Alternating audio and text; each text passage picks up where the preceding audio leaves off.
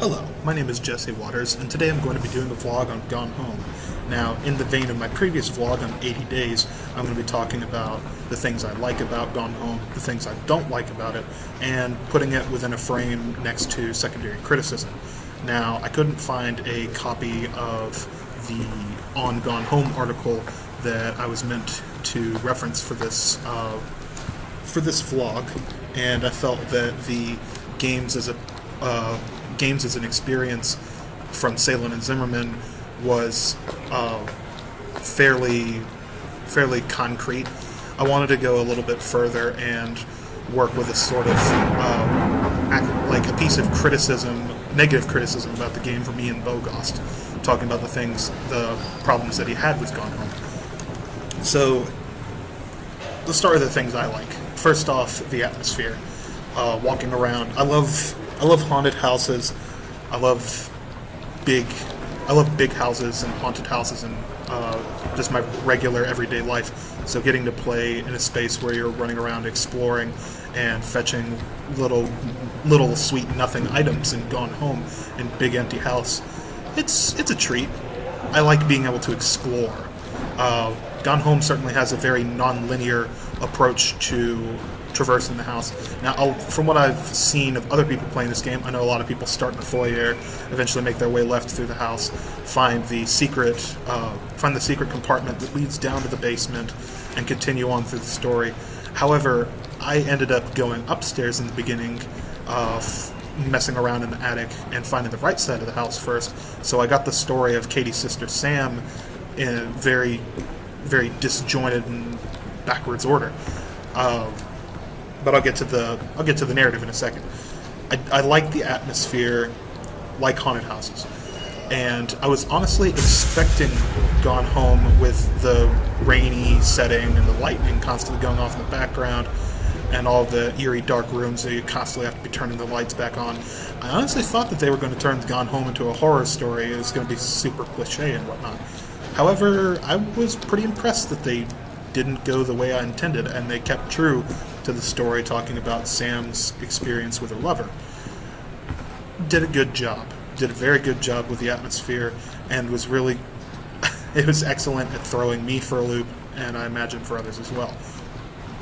Now, to the next part of the stuff I liked about the game, the narrative itself. Like I said, I explored the narrative in not quite a reverse order, but it was all jumbled up. So the parts of the story talking about how Sam and her lover were experiencing relationship issues, I was getting that closer to the beginning of the story, and I didn't get to know who the person was until I went back around to the left side of the house to get to listen to the earlier tapes, to listen to the earlier tapes introducing Sam's lover before they actually get together and such. Now, looking back over the story as a whole through Ian Bogost's criticism of the game, things make a lot more sense now. For instance, the dad and his terrible secret, the mom and the implied affair that she's having, the adultery she's committing on the husband, Katie's difficulties away from home, and then Sam's difficulties at home with her lover.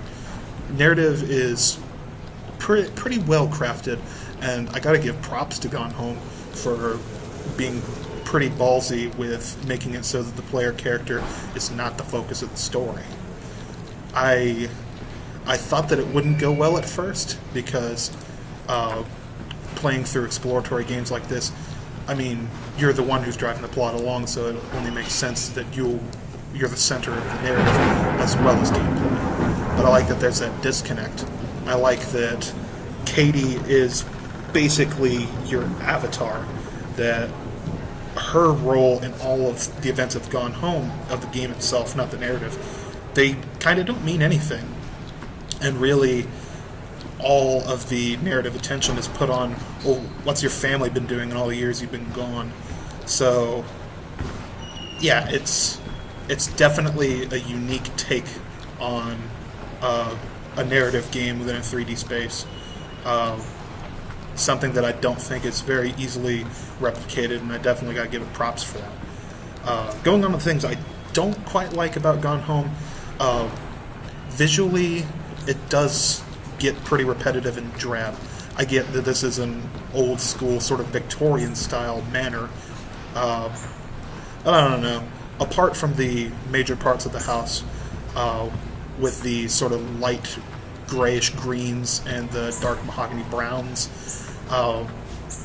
the setting of Gone Home feels sort of samey and repetitive and gets old after a while. Now, there are a couple of places where things get a little bit different, such as when you go into the little compartment under the staircase and find the pentagram and I think an Ouija board.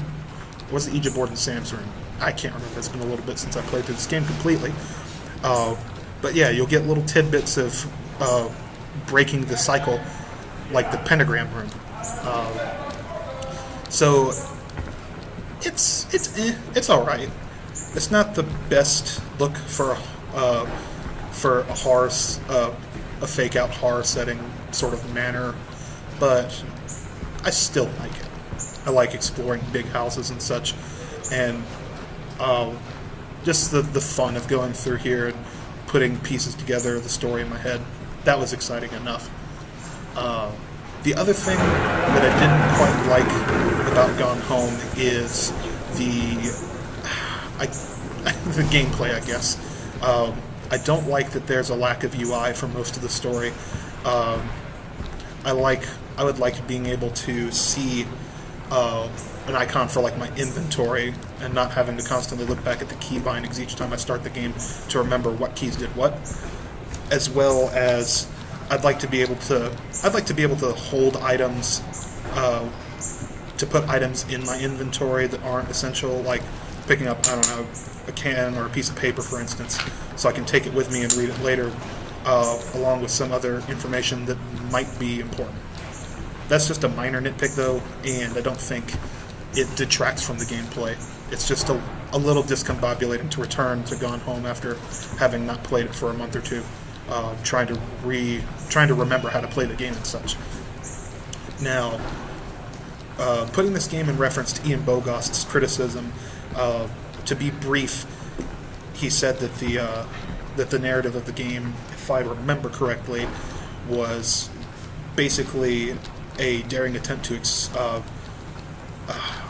expose the stereotypical white male gamer to the realm of transgender or non-binary sexual orientations, I guess would be the proper term, through Sam's story with her lover. I use lover because I forgot the name. It's been a while since I read through everything.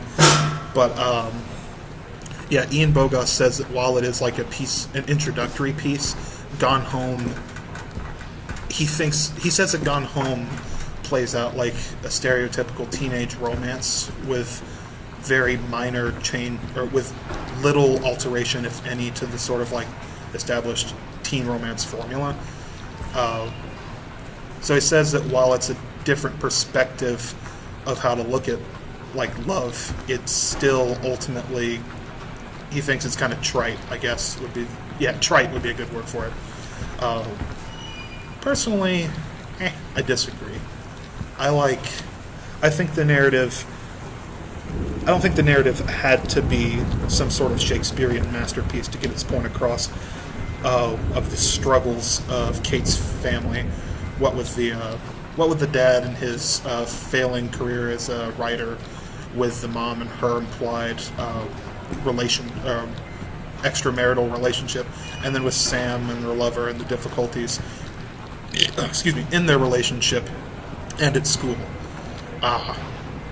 It does feel like a teenage romance drama, but I think it's okay.